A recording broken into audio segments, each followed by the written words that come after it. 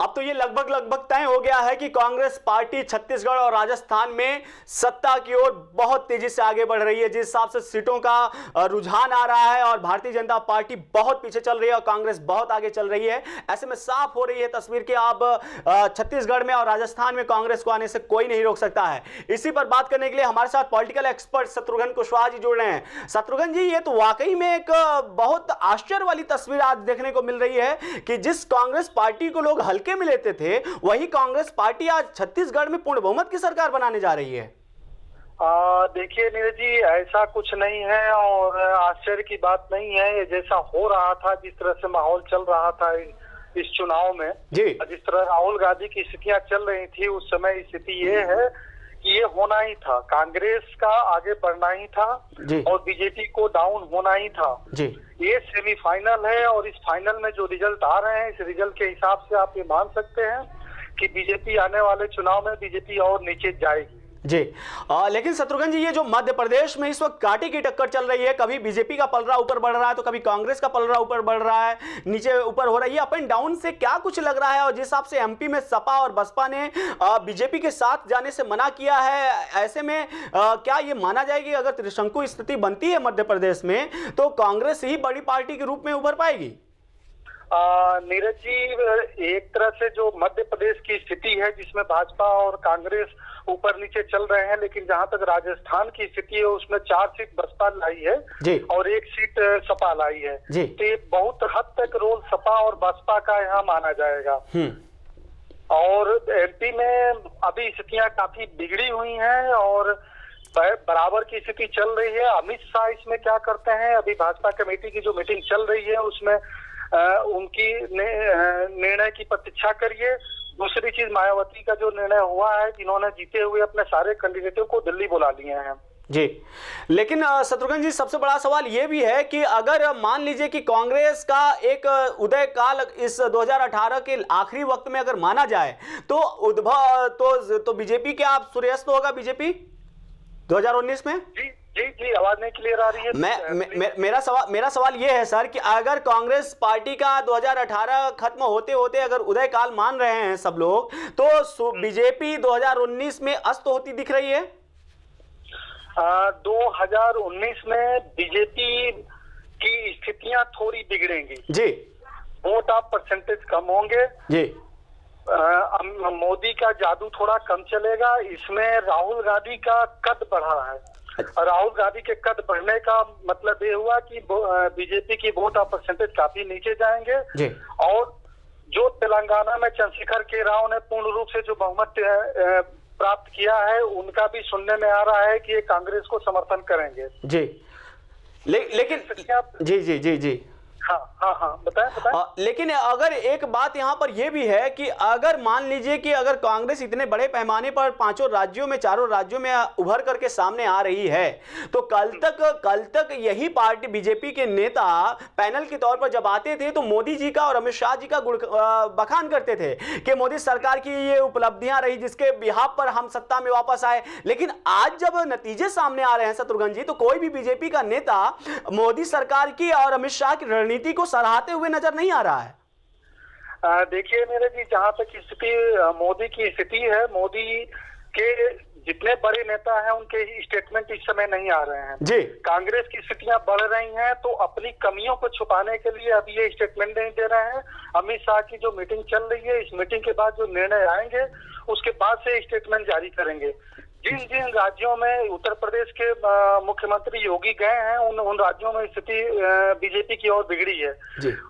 योगी ने जो स्टेटमेंट जारी किया, जैसे तेलंगाना में स्टेटमेंट जारी किया, राजस्थान में जो स्टेटमेंट जारी किया, उस आधार पे कांग्रेस की स्थितियां बनी है, इन्होंने बनाई जी। इनके स्टेटमेंट ने ही इनको ले डूबा जी। तो क्या ये मतलब ये मान करके चला जाए कि मुख्यमंत्री योगी आदित्यनाथ का बयान, चाहे वो निजामों को लेकर के हो, चाहे हनुमान दलितों को लेकर के हो, इस तरीके के बयान इस चुनाव में खासा नुकसान पहुंचाए बीजेपी को? बहुत नुकसान पहुंचाया। जैसे योगी के 2 बयान आए, ओवैसी को लेकर जो उन्होंने बयान दिया कि अगर हम यहाँ जीतते हैं तो ओवैसी को देश छोड़ के जाना पड़ेगा। दूसरा बयान दिया बजरंग बली और अली के बयानबाजी ने नुकसान किया। एक तो ऐसे ही योगी बीजेपी गवर्नमेंट से मुस्लिम वोट कटी हुई थी, इस तरह के बयानबाजी से जो बची हुई वोट था वो भी चला गया। दूसरा हनुमान जी को दलित बोलने से ये गया कि दलित वोटों ने भी उनके साथ दगा कर गए जी बिल्कुल। शत्रुघ्न जी आप हमारे साथ बने रहेंगे, हमारे साथ सीधे बीजेपी की पूर्व सांसद सावित्रीबाई फुले जुड़ रहे हैं। सावित्रीबाई जी, जिस हिसाब से आप बीजेपी से इस्तीफा देकर के बाहर आई और आप दलितों का, चूंकि हम बात कर रहे हैं तो दलितों को लेकर के मुख्यमंत्री योगी आदित्यनाथ ने जो बयान दिया था उसके बाद से आप खासा नाराज थी और दलितों के हित के लिए आप एक सामाजिक स्तर पे भी आपकी पहचान रखती है, और ऐसे में आपके इस्तीफे के बाद आज भारतीय जनता पार्टी की ये स्थिति कैसे देखते हैं आप इसको? जी जी तो सावित्री जी, आगे आगामी चुनाव में आपकी क्या रणनीति रहेगी इस पूरे मसले पर, इस पूरे चुनावी परिदृश्य पर?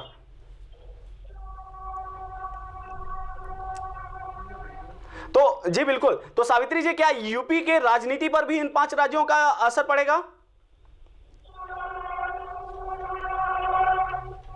चलिए बहुत बहुत धन्यवाद सावित्री जी, आप प्राइम टीवी इंडिया से जुड़ी और ढेर सारा बात की बहुत बहुत शुक्रिया।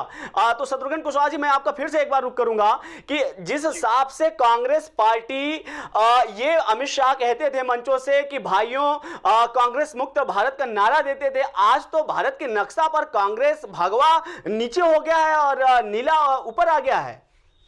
नहीं, देखिए अभी इनकी जो कांग्रेस मुक्त भारत का जो इन्होंने नारा दिया था भाजपा ने जी, लेकिन एक कंडीशन ये हो गई कि इन्होंने ज्यादातर कांग्रेसियों को भी अपने यहाँ ले लिया। जी, तो जी, कांग्रेस मुक्त कैसे हो गया? दूसरी, अभी आपने सावित्रीबाई फुले का आपने बात कराई, उनकी मैंने बातें सुनी। सावित्रीबाई फुले ने भाजपा के नीतियों से परेशान होकर उन्होंने इस्तीफा दिया सांसदी से, भाजपा से अपने जी। तो ये भाजपा की कुछ नीतियां ही इनको ले दी। पहले इन्होंने जो अपने घोषणा पत्र में दिया कि मैं ये करूंगा, मैं वो करूंगा, मैं अच्छे दिन लाऊंगा, लेकिन अच्छे दिन वो आए कहाँ जी? पहला मुद्दा। दूसरा मुद्दा, इन्होंने कहा मैं मंदिर बनाऊंगा। मंदिर केंद्र में भी है, स्टेट में भी है उनकी सरकार, उसके बाद भी मंदिर का अब इनके स्टेटमेंट आ रहे हैं कि सुप्रीम कोर्ट के जो आदेश होंगे उस हिसाब से हम मंदिर बनाएंगे, सुप्रीम कोर्ट जैसा कहेगा वैसा का कार्यों का पालन किया जाएगा। तो इन्होंने अपने मुद्दों के हिसाब से ही इनकी गवर्नमेंट जा रही है। तो कुल मिलाकर के ये मान करके चला जाए कि ये जो भी स्थितियां घटी चुनाव के दौरान नेताओं के, वो चाहे बयान हो, चाहे इस्तीफे की कड़ियां रही हो, ये सारी चीजें बीजेपी को इन राज्यों में खासा नुकसान पहुंचाए। और एक सवाल इसमें शामिल मैं ये भी करूंगा कि अगर 5 राज्यों की तस्वीर ये है, तो आखिरी सवाल ये मेरा होगा शत्रुघ्न जी आपसे, अगर 5 राज्यों की तस्वीर आज जो पेश हो रहा है, तो बहुत से लोग तो ये भी मान करके चल रहे हैं कि इसका असर 19 में कुछ भी नहीं पड़ेगा। तो क्या ये मान करके चला जाए कि वाकई में 2019 में इसका कोई भी असर नहीं पड़ेगा? नहीं, 2019 में इसका असर पड़ना है।